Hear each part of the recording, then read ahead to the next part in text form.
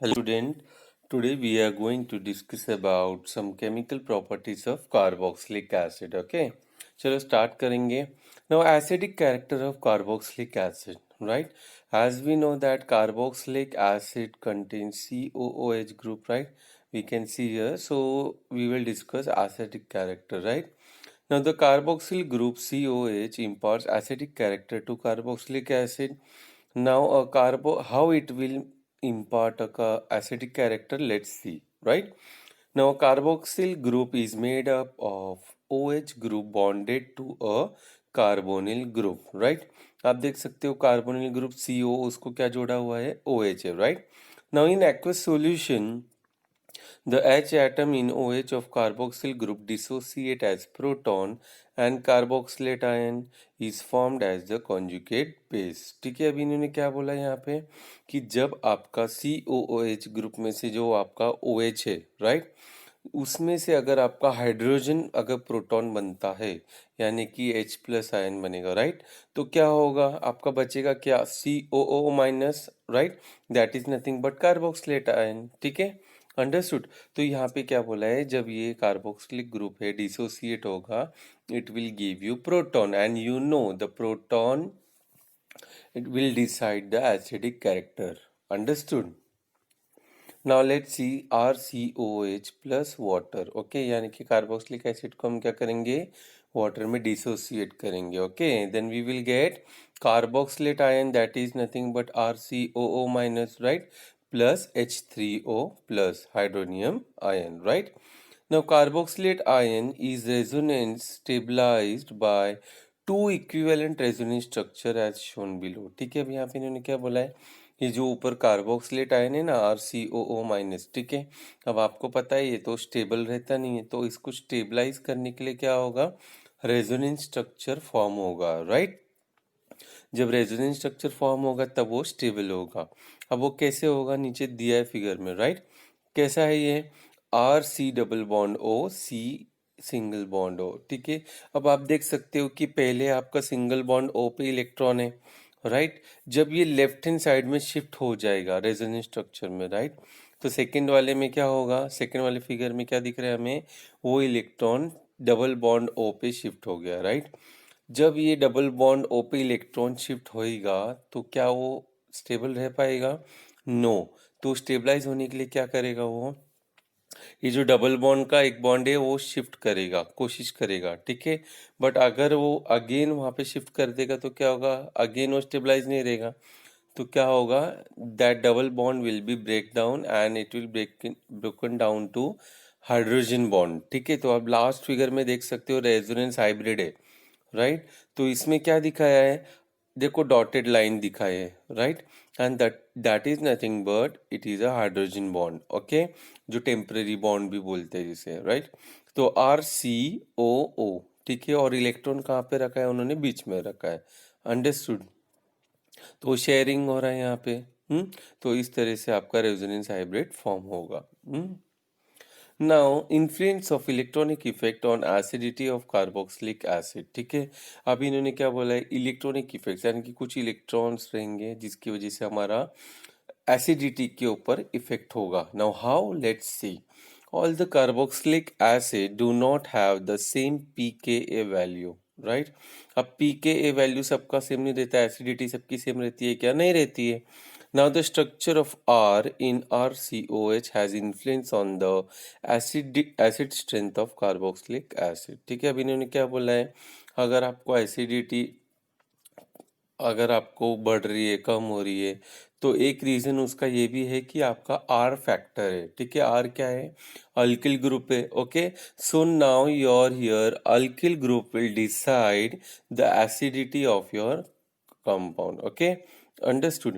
Now various haloacetic acids illustrate this point very well. ठीक है, haloacetic acid क्यों बोला इन्होंने, क्योंकि आपको पता है हेलोजन क्या है, राइट, हाईली रिएक्टिव होता है, तो उससे आपका क्या होता है, एसिडिटी इंक्रीज डिक्रीज भी इजीली हो जाएगा. ओके, तो एग्जांपल देखेंगे हम लोग किधर, टेबल 12.8 एंड 12.9. ठीक है, तो first we will discuss about 12.8. चलो स्टार्ट. हाँ, 12.8 pK values of halo acetic acid. ठीक है, हेलो मीन्स हेलोजन, तो आपका हेलोजन कौन कौन से? Fluorine, chlorine, bromine, iodine. ठीक है, तो अब यहाँ से हम लोग देखेंगे, कंपेयर करेंगे, राइट। तो आपका फ्लोरीन एसिटिक एसिड लोगे आप, ठीक है, तो क्या होगा? 2.56 आपका पीके वैल्यू है। ठीक है, तो यानी कि बहुत ज़्यादा एसिडिक है, राइट। तो जैसे जैसे आप नीचे आते जाओगे आपका एसिडिटी क्या होते जाएगा? कम होते जाएगा। ठीक है, आप देख सकते हो कि क्लोरीन का 2.86 है, ब्रोमीन का 2.90 है, आयोडीन का उससे भी कम है, 3.81 सॉरी। तो ऐसे आपका एसिडिटी क्या होते जाएगा? एसिड से डिक्रीज होते जाएगा। ओके, और जब वो फाइनली जब हम लोग हेलोजन को बाहर निकाल देंगे तो बचेगा क्या? सिर्फ acetic acid, right. Then you can see the pK value is 4.76। ठीक है, तो कितना डिक्रीज हो गया हो? Okay, understood.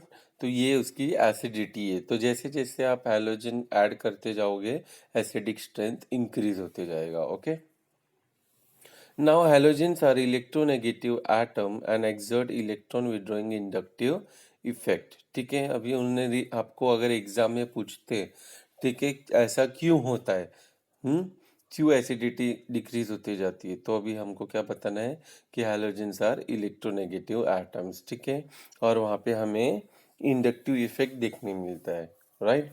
Now the negatively charge carboxylate ion in the conjugate base of haloacidic acid gets stabilized by the ionic effect of halogen.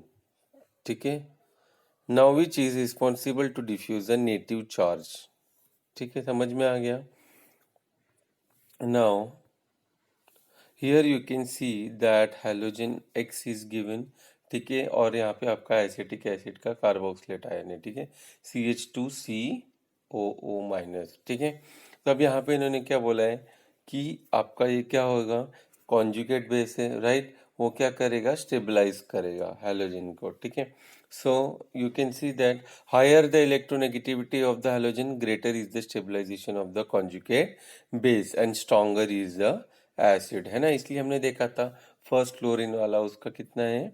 Highly acidic था वो। ठीक है, 2.56 and smaller is the pK value. समझ में आ गया आप लोगों को? Now acidity of aromatic carboxylic acid. ठीक है, अभी इन्होंने क्या बोला है? एरोमेटिक, आपको पता चल गया होगा अभी। आपका बेंजीन रिंग आ जाएगा उसमें। Now benzoic acid is the simplest aromatic acid. Now from the pKa value of benzoic acid we understand that it is stronger than acetic acid, that is pKa is 4.76। ठीक है, अब आप देख सकते हो कि बेंजोइक एसिड का pKa value 4.2 है जबकि एसिडिक का 4.76 है। ठीक है, now the sp2 hybrid carbon of aromatic ring exerts electron withdrawing inductive effect which stabilize the conjugate base and increase the acidic strength of the aromatic acid। समझ में आप लोगों को? अभी इन्होंने क्या बोला? जो आपका इलेक्ट्रॉन विड्रॉइंग इंडक्टिव इफेक्ट है, ठीक है, उसकी वजह से क्या होता है? वो स्टेबलाइज कर पाता है कॉन्जुगेट बेस को। और इससे क्या होता है? आपका एसिडिक स्ट्रेंथ इंक्रीज होते जाता है। Now table 12.9 illustrates that more the number of electron withdrawing substituents, higher is the acidic strength। ठीक है, मतलब अभी 12.9 हम डिस्कस करेंगे, उससे हमें क्या पता चलेगा? जितना इलेक्ट्रॉन विड्रॉइंग सब्स्टिट्यूएंट रहेगा उतना ज़्यादा एसिडिक स्ट्रेंथ होगा। कैसे? चलो डिस्कस करेंगे। 12.9 हियर। ओके, तो ये क्या है आपका? फर्स्ट क्या है? Monochloro acetic acid. ठीक है, अब यहाँ पे एक ही क्लोरीन है, सिंगल है। ओके, तो अब यहाँ पे क्या हो गया आपका? 2.86 पीके वैल्यू है। ठीक है, तो एसिडिक स्ट्रेंथ आपका उतना है। अभी आप नेक्स्ट अगर आप लेते हो डाई क्लोरो एसिटिक एसिड, तो आपका दो एक हेलोजन बढ़ गया आपका, यानी कि इलेक्ट्रॉन विड्रॉइंग सब्स्टिट्यूएंट कितना है? दो हो गया अभी एक से। Okay, as we have read that when electron withdrawing substituent increases, acidic strength also increases and pKa value is less। okay, तो आप देख सकते हो pK वैल्यू कम हुआ कि नहीं? यस हुआ है, 1.26 हो गया। ओके, तो इससे क्या होगा? आपका इंक्रीज एसिडिक स्ट्रेंथ इंक्रीज हो जाएगा। Okay, now try chloro acetic लोगे थर्ड एग्जाम्पल, तो 3 क्लोरो क्लोरीन आ गया, यानी कि 3 इलेक्ट्रॉन विड्रॉइंग सब्स्टिट्यूएंट हो गया, right. Then again the value will decrease, pK का वैल्यू डिक्रीज होगा, दैट इज 0.6, ओके। और क्या होगा आपका, ये क्या है, एसिडिक स्ट्रेंथ और इंक्रीज हो गया अभी, okay. Understood. So what we can say, as the number of electron withdrawing substituent increases, okay, the acidic strength also increases with the decrease in pKa value. Understood, समझ में आ गया आप लोगों को। अभी हम कंटिन्यू करेंगे यहाँ से।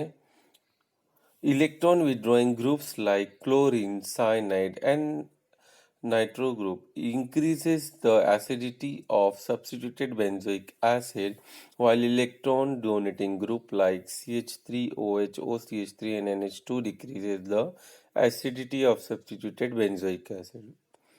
ठीक है, अभी बहुत ही सिंपल एग्जांपल दिए हैं उन्होंने। अगर आप बेंजोइक एसिड कंसीडर कर रहे हो तो अगर उसमें आप क्लोरीन, साइनाइड, नाइट्रेट ये सब देखते हो तो क्या होगा, ये एसिडिटी इंक्रीज करेगा अगर इसको सब्स्टिट्यूट करोगे तो, ओके। वेरेज अगर इलेक्ट्रॉन डोनेटिंग ग्रुप को ऐड करोगे, आप सब्स्टिट्यूट करोगे, जैसे कि CH3OH, OCH3NH2 है, तो एसिडिटी क्या होगी, डिक्रीज होते जाएगी। अंडरस्टूड। तो ये याद रखना एग्जाम्पल के लिए। Now here you can see that 4 nitrobenzoic acid, okay, तो इसका pK वैल्यू क्या है, 3.41 है, राइट। और बेंजोइक एसिड का 4.2 है, जबकि 4 मिथाइल बेंजोइक एसिड का 4.4 है। ठीक है, तो अब यहाँ पे क्या हुआ, आपका एसिडिटी डिक्रीज हुआ, क्यों, आपने राइट हैंड साइड में क्या किया, CH3 ऐड किया, ओके। तो 4.2 से क्या हो गया, 4.4 हो गया। वेरेज इन लेफ्ट हैंड साइड आपने NO2 ऐड किया तो क्या हुआ, आपका एसिडिटी इंक्रीज हो गया। ठीक है, तो पी के वैल्यू क्या हो गया, डिक्रीज, दैट इज 3.41। बराबर है, समझ में आया आप लोगों को। Now reaction with ammonia. ठीक है, अगर हम अमोनिया के साथ रिएक्ट करेंगे तो क्या होगा, कार्बोक्सिलिक एसिड का, okay. Let's see formation of amide. सबसे पहले क्या होगा, हमें अमाइड मिलेगा, right. Now carboxylic acid react with ammonia to form ammonium carboxylate salt which on further strong heating at high temperature decomposes to give acid amide। ठीक है, understood. तो इन्होंने क्या बोला है, जब कार्बोक्सिलिक एसिड, ठीक है, अमोनिया के साथ रिएक्ट कर रहा है, ओके, तो हमें क्या मिलेगा, एसिड अमाइड मिलेगा, राइट, हमारा मेन प्रोडक्ट। अभी आप देख सकते हो नीचे रिएक्शन में RCOH plus NH3, okay, reversible reaction है, it will give you RCONH4। ठीक है, ये क्या है, अमोनियम कार्बोक्सिलेट है, right. Now on hydrolysis it will give you acetamide, that is RCONH2. Understood? Now next, acid amides can also be prepared by reacting acid chloride with ammonia। ठीक है, अगर आप एसिल क्लोराइड है, ठीक है, उसको react करते हो या एसिड क्लोराइड को रिएक्ट करते हो अमोनिया के साथ, तो भी आपको एसिड अमाइड मिल सकता है, okay. For example you can see here RCOCl plus NH3, that way ammonia will give you acid amide, that is nothing but RCONH2, okay, plus HCl। तो एक एग्जांपल देना है आपको। Now decarboxylation of carboxylic acid।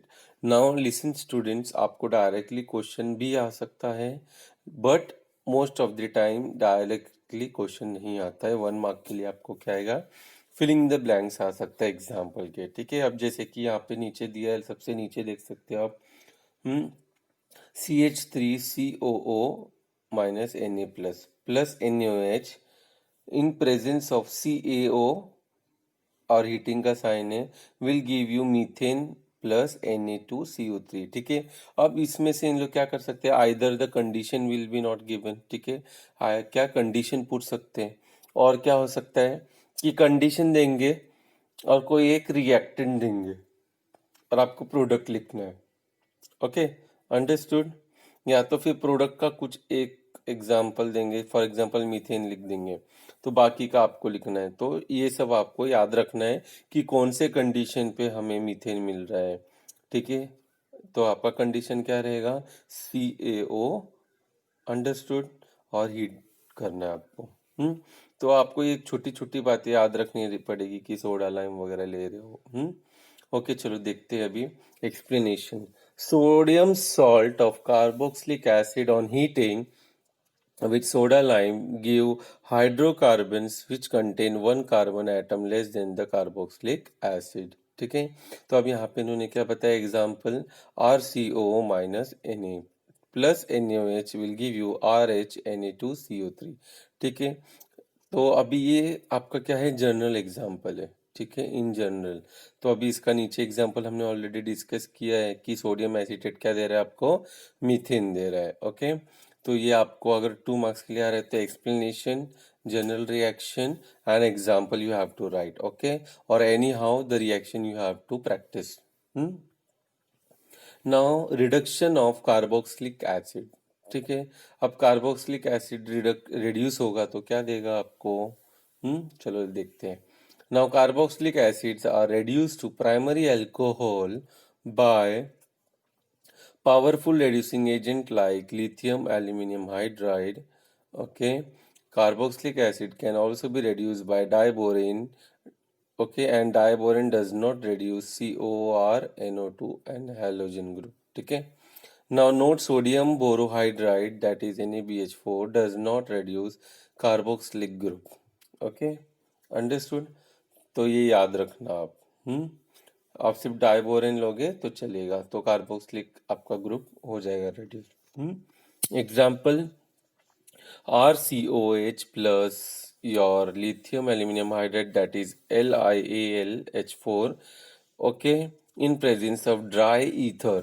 अब now what is dry ether here? Dry ether क्या है, reducing agent है। okay, now it will give you alcohol। okay, now RCH2OH is your alcohol। okay, understood। okay, for today it is sufficient। please study well, practice well। thank you so much।